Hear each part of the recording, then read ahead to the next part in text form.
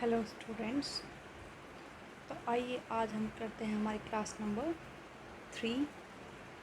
Class 3 हमने 2 class ले ली है, ठीक है, पेडागोजी की सीडीपी की, जिसमें हमने इम्पोर्टेंट टॉपिक्स डिस्कस किए थे, ठीक है। सारी थ्योरीज़ की थी, कोलबर्ग थ्योरी, पियाजेट थ्योरी, ठीक है, पाइगोट्स की थ्योरी, और भी इम्पोर्टेंट हमने पॉइंट्स डिस्कस किए थे जिससे हर बार क्वेश्चन पूछे जाते हैं हमारे सीटेट और एचटेट के एग्ज़ाम में, ठीक है ना। और आप सभी को पता 30 मार्क्स की आने वाली है सीडीपी। 30 मार्क्स बहुत इंपॉर्टेंट रोल प्ले करते हैं हमारे एग्ज़ाम के लिए, ठीक है। तो उसमें से कुछ एक और इम्पोर्टेंट हमारे रिवीजन करने रहते हैं, तो आज हम डिस्कस करते हैं, ठीक है। Let's start. सबसे पहले देखो, आज हम बात करते हैं इंक्लूसिव एजुकेशन क्या होती है। जो एजुकेशन, देखो इंक्लूसिव एजुकेशन मीन्स ऐसी एजुकेशन जो मतलब बच्चे की ज़रूरत के अकॉर्डिंग दी जाए, ठीक है। Education given according to needs of all children, सभी बच्चों की नीड के लिए जो एजुकेशन ज़रूरी है वो एजुकेशन देना इंक्लूसिव एजुकेशन कहलाता है, ठीक है। सेग्रीगेशन क्या होता है? अगेंस्ट नेचुरल लॉ के अगेंस्ट होता है सेग्रीगेशन। और इंटीग्रेटेड एजुकेशन क्या होता है? देखो, children with disability thought separately in same school, ठीक है। मतलब जहाँ जिस बच्चे, जो कोई बच्चा अगर डिसेबल है, किसी प्रकार की डिसेबिलिटी है उस बच्चे के अंदर, सुनने से रिलेटेड हो या देखने से रिलेटेड हो या लिखने से रिलेटेड हो, पढ़ने से रिलेटेड हो, कुछ भी डिसेबिलिटी हो, ठीक है, उनको सेम स्कूल में ही पढ़ाना, ठीक है। उनको सेपरेट स्कूल में वो करना या पढ़ाना या सेम स्कूल में पढ़ाना, इस तरीके का जो थॉट है वो इंटीग्रेटेड एजुकेशन में है। इंटीग्रेटेड मतलब ओवरऑल सब आ जाते हैं उसमें। इंक्लूसिव एजुकेशन जो क्या होता है? All children learn together in same system, सभी बच्चे जो होते हैं सेम सिस्टम के अंदर स्टडी करते हैं, ठीक है, ठीक है। सभी को वही सुविधाएं प्रोवाइड होंगी सेम। हमारा जो कॉन्स्टिट्यूशन है 86 अमेंडमेंट एक्ट के अकॉर्डिंग 2002 में क्या हुआ था? आर्टिकल 21A में क्या कहा गया था? फ्री एंड कंपल्सरी एजुकेशन है 6 to 14 ईयर बच्चों के लिए जो एजुकेशन होगी फ्री होएगी और कंपल्सरी होएगी वो भी, ठीक है।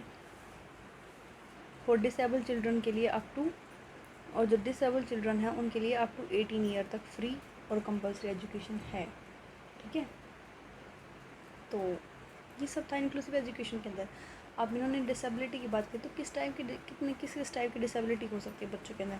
विजुअल से रिलेटेड हो सकती है, हियरिंग से रिलेटेड, इंटेलेक्चुअल, लोकोमोटर और लर्निंग, इन सब से रिलेटेड हमारी डिसेबिलिटी हो सकती है, ठीक है। लर्निंग डिसेबिलिटी जो है वो किस टाइप से, जैसे देखो यहाँ से एक नंबर का क्वेश्चन 100%, मैं कह सकती हूँ 100% एग्ज़ाम में यहाँ से क्वेश्चन डेफिनेटली आता है। और करना क्या है, ये 5-7 पॉइंट है, यही तो याद करने हैं, इनसे एक नंबर आपका डेफिनेटली बन जाएगा, ठीक है। देखो एक एक मार्क्स बहुत कीमती होता है, ये उनको पता है इसकी वैल्यू जो एक एक नंबर से रह जाते हैं, ठीक है ना। सबसे पहला है डायस्लेक्सिया, रीडिंग प्रॉब्लम। जिसको भी रीडिंग से रिलेटेड कोई भी प्रॉब्लम होएगी उसको है डिसेबिलिटी, डिसलेक्सिया बोल सकते हैं उसको, डिसलेक्सिया, ठीक है। ग्रेफिया मतलब अब की बार यहाँ से ये वाला पूछा गया था कि डिसग्रेफिया रिटन प्रॉब्लम, लिखने से संबंधित प्रॉब्लम होगी, और डिसलेक्सिया रीडिंग से रिलेटेड प्रॉब्लम होगी उसको, ठीक है। डिसैक्युलिया ये मैथमेटिक, कैलकुलिया यहाँ से याद रख लो, कैलकुलिया मतलब कैलकुलेशन से रिलेटेड है, तो मैथमेटिक्स में ही होती है कैलकुलेशन, ठीक है, ये भी आया हुआ था। अफेसिया लैंग्वेज प्रॉब्लम होएगी, अफेसिया लैंग्वेज प्रॉब्लम होएगी, राइट। डिस्प्रेक्सिया कोऑर्डिनेशन डिफ़िकल्टी होएगी, ठीक है, इसमें क्या होगा? Coordination difficulty. अलेक्सिया में inability to read, alexia inability to read और डिसलेक्सिया ये सेम ही होते हैं, ठीक है। डिस्थेमिया क्रोनिक डिप्रेशन, ठीक है, डिप्रेशन से रिलेटेड होएगी। डिसमोर्फिया बॉडी इमेज डिसऑर्डर होएगी, राइट, ठीक है। इनको अच्छे से लर्न कर लेना। डिसलेक्सिया होता है रीडिंग प्रॉब्लम, डिस्ग्रेफिया रिटर्न संबंधित, डिस्कैलकुलिया मैथमेटिक्स से रिलेटेड, अफेसिया लैंग्वेज से प्रॉब्लम और डिस्ट्रैक्शिया, कोऑर्डिनेशन डिफिकल्टी, एलेक्सिया भी रीडिंग से रिलेटेड होता है, इनएबिलिटी टू रीड, और डिसथमिया और क्रॉनिक डिप्रेशन, और डिसमॉर्फिया बॉडी मिस डिसऑर्डर, राइट। देखिए यहाँ से क्वेश्चन देखते हैं क्या उठ रहा है। डिसलेक्सिया रिलेटेड टू, बताओ किस रीडिंग प्रॉब्लम ना, reading. Inclusive education emphasis teaching only disabled children separately, equal education for all in same classroom, यही बताया था ना इंक्लूसिव एजुकेशन के लिए। RTE act, that is the most important topic है हमारा ये, ठीक है। तो है हमारा next RTE, right to education act, right to education act, ठीक है। ये कब हुआ था? 2009 में पास हुआ था, ठीक है। 1 अप्रैल 2010 के अंदर ये इम्प्लीमेंट किया गया था। फ्री और कंपलसरी एजुकेशन बताया गया था 6 से 14 साल के बच्चों को। डिसेबल्ड चिल्ड्रन 6 से 18, ये हम पढ़ चुके हैं इनक्लूसिव एजुकेशन के। हमें क्या कौन से प्रोविजंस ध्यान रखने हैं? फर्स्ट है नो कॉर्पोरल पनिशमेंट, ना तो कोई पनिशमेंट दी जाएगी। नो एडमिशन टेस्ट या स्क्रीनिंग, कुछ नहीं दिया जाएगा बच्चों से। नो फीस, गवर्नमेंट स्कूल में फ़ीस भी नहीं दी जाएगी। 25% रिजर्वेशन प्राइवेट स्कूल में EWS BPL चिल्ड्रन के लिए 25% रिजर्वेशन होएगी। प्यूपल टीचर रेशियो कैसा होना चाहिए? जो प्राइमरी वाले हैं ना 1 से 5 तक जो पढ़ाते हैं टीचर, वो 30:1 होना चाहिए, यानी कि 30 बच्चों पर एक टीचर होना ही चाहिए।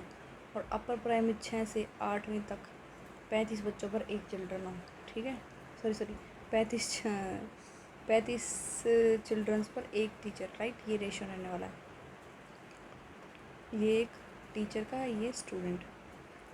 और स्कूल वर्किंग डेज़ में क्लास 1 to 5 तक जो है 200 दिन तो ज़रूर लगानी चाहिए। एटलीस्ट 8 आवर्स तो क्लास होनी ही चाहिए। और 6 से 8वीं तक क्लास 220 दिन तो होनी चाहिए, 1000 आवर्स, ठीक है। यहाँ से क्या क्वेश्चन उठ सकता है? RT कब इन्फोर्स किया था? 2010 में। Teacher ratio 30:1। नेक्स्ट टॉपिक आता है हमारा नेशनल करिकुलम फ्रेमवर्क। यहाँ से भी क्वेश्चन आते हैं हर बार, ठीक है। ये हुआ था 2005 के अंदर पब्लिश हुआ था, ठीक है। पब्लिश्ड बाय NCERT के द्वारा पब्लिश किया गया 1975, 1988, 2000, 2005। ये किस रिपोर्ट के बेस पे था? Learning without burden. इस रिपोर्ट के बेसिस पर 1993 में इसने कहा था कि सीखना है बिना किसी बर्डन के, ठीक है। चेयरपर्सन कौन है? प्रोफेसर यशपाल, ठीक है। मेन ऑब्जेक्टिव्स क्या हैं इसके नेशनल करिकुलम फ्रेमवर्क के? एक तो इसका है कनेक्ट करना knowledge to life outside school, ठीक है। स्कूल से बाहर भी हमारी नॉलेज को कनेक्ट करना है कि हमें क्या आता है, राइट। उस नॉलेज को बांटना है एक तरीके से। Learning should be free from rote memorisation, ठीक है। रोट लर्निंग नहीं होगी बिल्कुल भी। रट्टाफिकेशन जो होता है वो लर्निंग नहीं होता कभी भी। जो हम रटते हैं ना वो कभी लर्निंग नहीं होता। जो हम समझते हैं ना वो लर्निंग होता है, ठीक है। करिकुलम या text book should be flexible हो, नॉट ओवरलोडेड नहीं होना चाहिए। Encourage democratic activity based teaching होनी चाहिए। Promote national values and multilingualism होनी चाहिए, ठीक है। हाँ, कंस्ट्रक्टिविज्म होना चाहिए। लर्निंग बाय डूइंग वाला जो हमारा वो है ना मेथड, कुछ करके ही सीखते हैं, कहते हैं ना। पहले हमें कुछ नहीं आता, गलत करते हैं, उसके बाद ही पता चलता अच्छा ये ऐसे था। तो गलत करने के बाद ही तो पता चलता है कि भाई हाँ अच्छा ये सही है, इस टाइप से करना होता है। तो हम करके ही सीखते हैं।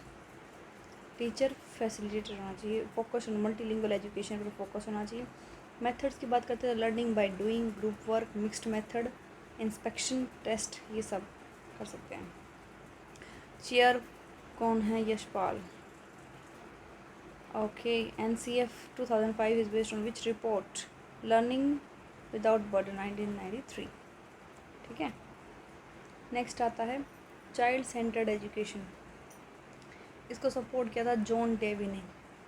Activities and plans made as per child need, child की नीड के अकॉर्डिंग इन एक्टिविटीज़ और प्लान बनाए थे। Child is active, curious, creative होना चाहिए।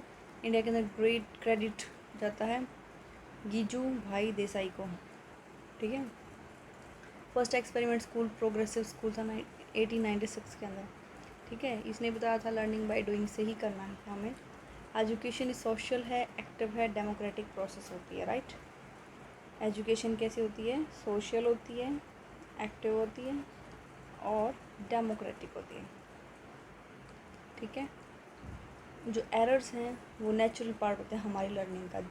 कुछ भी गलती करते हैं, कुछ भी गलती कहीं हो जाती है लिखने में, समझने में, सुनने में, तो वो जनरल पार्ट होता है हमारी लर्निंग का ही, राइट। क्वेश्चन यहाँ से उठते हैं, consider supporter of child centred education. किसने सपोर्ट किया था चाइल्ड सेंटर्ड एजुकेशन को? जॉन डेवी ने। Learning by doing approach is promoted NCF 2005, ठीक है। Language and gender issue in education के अंदर क्या आता है? देखो ये भी मोस्ट इम्पोर्टेंट है, यहाँ से भी क्वेश्चन हमेशा आता है। लैंग्वेज डेवलपमेंट के बाद सीक्वेंस, देखो सबसे पहले हम क्या करते हैं? लिसन। यहाँ से क्वेश्चन आता है, सच कह रही हूँ, मैंने पढ़ा है यहाँ से क्वेश्चन। लिसनिंग, फिर स्पीकिंग, फिर रीडिंग और राइटिंग, ये लैंग्वेज डेवलपमेंट हमारी चलती है। पहले लिसनिंग करते हैं, फिर स्पीक करते हैं, पहले सुनेंगे, फिर बोलेंगे, फिर पढ़ेंगे और फिर लिखेंगे, ठीक है, ठीक है। Language इनेट ability. लैंग्वेज के पार्ट्स क्या क्या? देखो फिनोमेना होते हैं, स्मॉलेस्ट साउंड यूनिट होती है ये, CH, TH इस टाइप से। Morpheme, smallest mini unit, book, boy, इस टाइप। सिंटेक्स जो पूछ लिया जाए जो होता है सेंटेंस की अरेंजमेंट होता है सिंटेक्स। सीमेंटिक्स मीनिंग की अरेंजमेंट होता है, ठीक है। जेंडर इशू से क्या होता है? सेक्स जो होते हैं बायोलॉजिकल होता है, जेंडर सोशल होता है। जेंडर स्टीरियोटाइप कौन से होते हैं? जैसे example girls are weak in math, ये जेंडर स्पेशल गर्ल्स को बोला है वीक इन मैथ, ठीक है। Use gender natural language. Gender natural language कैसे यूज़ करें? जैसे एक तो बोले हम कैमरा मैन बोलें, ये गलत हो जाएगा, ये हो जाएगा कैमरा पर्सन, और पर्सन में कुछ भी हो सकता है। Teacher must ensure gender parity in class के अंदर होनी ही चाहिए, ठीक है। क्वेश्चन है हमारा यहाँ से, लैंग्वेज स्किल क्या रहने वाली है? लर्निंग, फिर स्पीकिंग, फिर रीडिंग और फिर राइटिंग, राइट। जेंडर जो होता है, जेंडर होता है हमारा सोशल कंस्ट्रक्ट, ठीक है। तो यहाँ पे आज के लेक्चर में हम यहीं तक ख़त्म करते हैं, ठीक है। थैंक यू गाइस, आप सबने समय दिया और लेक्चर को सुना अच्छे से, ठीक है। ये जो नोट्स मैं आपको करवा रही हूँ ना, मोस्ट इम्पोर्टेंट है। यहीं से हर बार 30 नंबर का हमारे क्वेश्चन आने वाले हैं। कोई ये नहीं है कि हम 1-2 नंबर की बात है, 30 नंबर की बात है। 30 नंबर के क्वेश्चन थोड़े से नोट्स में से आ जाएंगे, राइट।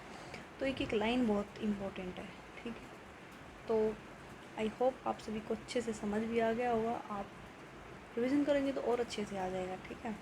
सो टेक केयर, मिलते हैं नेक्स्ट क्लास में, ठीक है। Thank you guys.